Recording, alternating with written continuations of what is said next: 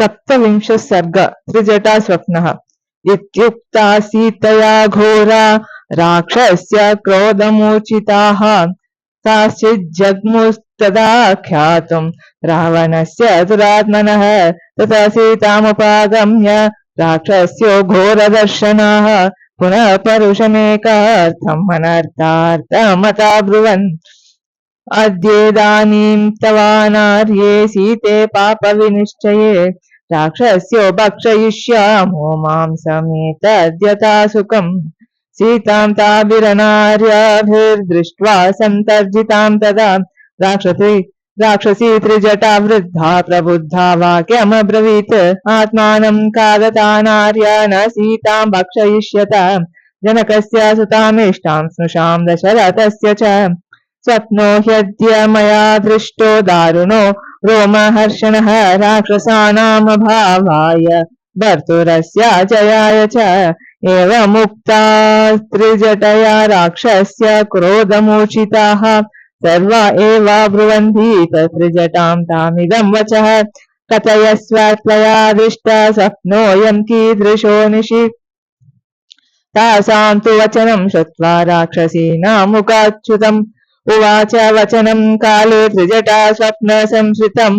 गजदन्तमयीं दिव्यां शिबिकामन्तरिक्षगाम् युक्तां हंससहस्रेण स्वयमासाय राघवः शुक्लमाल्याम्बरधरो लक्ष्मणेन सह गतः। स्वप्ने चाद्य मया दृष्टा सीता शुक्लाम्बरावृता सागरेण परिक्षिप्तं श्वेतं पर्वतमास्थिता। रामेण संगता सीता भास्करेण प्रभायता राघवश्च मया दृष्ट चतुर्दन्तं महागजम्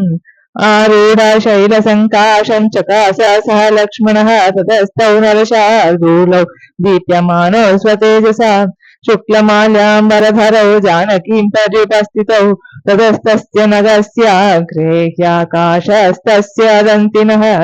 भर्त्रा परिगृहीतस्य जानकी स्कन्दमाश्रिता भर्तुरङ्कादसमुत्पत्य तथा कमललोचना चन्द्रसूर्यौ मया दृष्टौ पाणिना परिमाचति ततस्ताभ्यां कुमाराभ्यामास्थिता स गजोत्तमः सीतया च विशालाक्ष्या लङ्काया उपरि स्थितः पाण्डुरषभयुक्तेन रथेनाष्टयुजा स्वयम् इहोपयातः काकुत्स्थः सीता लक्ष्मण संयुतः साण्डं त्रिभुवनं भीमं सर्वतः सचराचरम् सर्वं ग्रस्तं मया दृष्टं रामेणाक्लिष्टकर्मणा क्षीरोदधिजले मध्ये श्वेतशैलसमुच्छ्रितः तस्य मूर्ध्नि श्वेतचतुर्दन्तो महागजः तस्य पृष्ठे स्थितः श्रीमान् रामो राजीवलोचनः लक्ष्मणेन सह भ्रात्रा सीतया सह भार्यया ततः सीतां समुत्पत्य भर्तुरङ्कं श्रुता स्थिता बाहुभ्यां सम्परिष्वज्य सम्पूर्णं चारुमण्डलं ततोऽन्यत्र मया दृष्टो रामो राजीवलोचन आसीन प्राङ्मुखः श्रीमान् आसने परमाद्भुते अभिषिक्तस्तु काकुत्स्थः सर्वदेवैः नमस्कृतः स ब्रह्मर्षिगणैः सर्वैः सर्वतीर्थजलेन च शुक्लमाल्याम्बरधर शुक्लमाल्यानुलेपना साधु सा तत्र शुश्रोणिरराज जनकात्मजा ततो देवास गन्धर्वाः सिद्धाश्च परमर्षयः ब्रह्माणमग्रतः कृत्वा रामं तत्र ववन्दिरे पुनरेव मया दृष्टो रामो रमयतां वरः विष्णरेव स्वयं भूत्वा तस्मिन्नास्तेव रासने परं ब्रह्म परं तत्त्वं परं ज्ञानं परं तपः परं बीजं परं क्षेत्रं परं कारणम् शङ्खचक्रधर श्रीमान् पुण्डरीकायते क्षणः श्रीवत्सवक्षा नित्य श्रीरजेय शाश्वतो ध्रुवः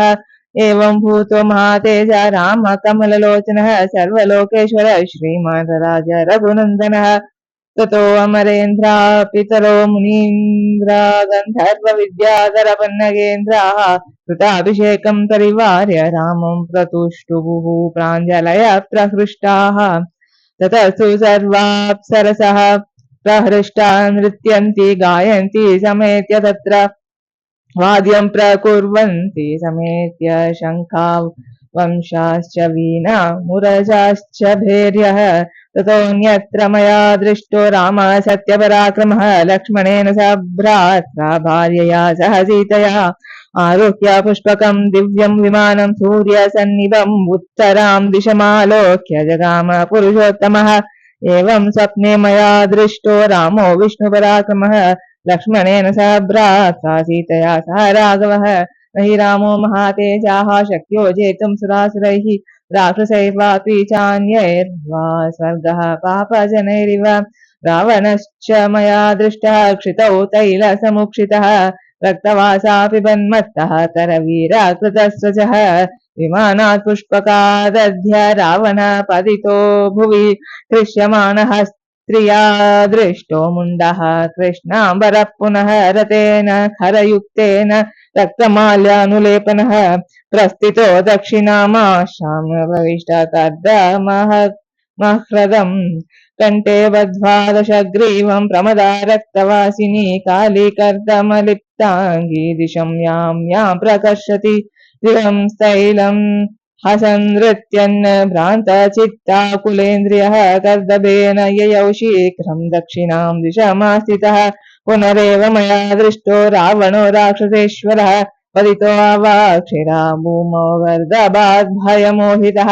सहसोत्थाय सम्भ्रान्तो भयार्तो मदविह्वलः उन्मत्तरूपो दिग्वासा दुर्वाक्यं प्रलपन्मुहुः दुर्गन्धं दुस्सहं घोरं तिमिरं नरकोपमं मलपङ्कं प्रविश्य शोमग्नस्तत्र स रावणः एवं तत्र मया दृष्टा कुम्भकर्णो महाबलः रावणस्य सुताः सर्वे मुण्डास्तैलसमुक्षिताः वराहेण दशग्रीवः शिंशुमारेण चेन्द्रजित् उष्ट्रेण कुम्भकर्णश्च प्रयातो दक्षिणां दिशम् एकस्तत्र मया दृष्टा श्वेतच्छत्रो विभीषणः शुक्लमाल्याम्बरधर शुक्लगन्धानुलेपनः शङ्खदुन्दुभिर्घोषे नृत्यगीतैरलङ्कृतः आरुह्य शैलसङ्काशं मेघस्तनितनिस्वनम् चतुर्दन्तं गजं दिव्यमास्थे तत्र विभीषणः चतुर्भिः सचिवैः सार्धं वैहाय समुपस्थितः समाजश्च मया दृष्टो गीतवादित्रनिस्वनः पिबतां रक्तमाल्यानां रक्षसां रक्तवाससां लङ्का चेयं पुरी रम्या सवाजीरथकुञ्जरा सागरे पतिता दृष्टा भग्नगोपुरतोरणा लङ्का दृष्टमया स्वप्ने रावणेनाभिरक्षिता दग्धा रामस्य दूतेन वानरेण तरस्विना पीत्वा तैलं प्रनृत्ताश्च प्रहसन्त्यो महास्वनाः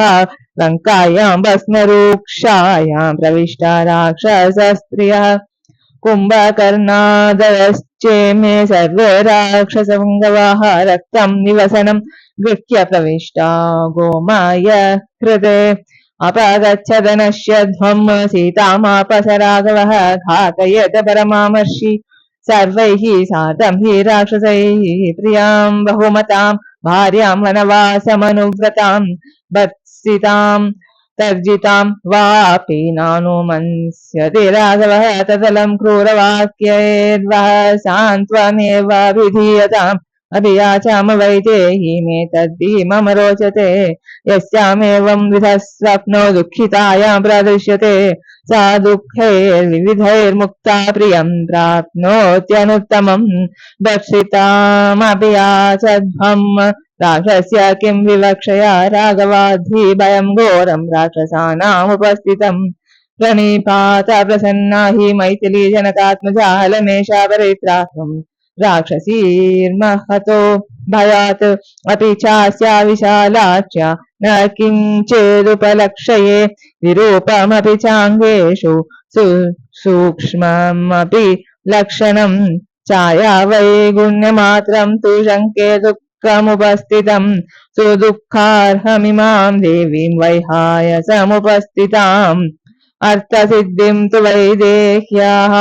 पश्याम्यहम् उपस्थितां राक्षसेन्द्रविनाशं च विजयं राघवस्य च निमित्तभूतमेतत्तु श्रोतुम् अस्य महत्प्रियं दृश्यते च स्फुरच्चक्षुः पद्मपत्रं निवायतम्। ईशच्च कृषितो वास्य दक्षिणायाख्य दक्षिणः अकस्मादेव वैदेह्या बाहुरेख प्रकम्पते करेणो हस्तप्रतिमः सव्यश्चोरुरनुत्तमः वेपमान सूचयति राघवं पुरतः स्थितं पक्षी च शाकानिलय प्रहृष्ट पुनः पुनश्चोत्तमसान्त्ववादी सुस्वागतां वाचमुदीरयानः पुनः पुनः चोदयतीव हृष्टः। इति श्रीमद् रामायणे सुन्दरकाण्डे 17 सर्गः।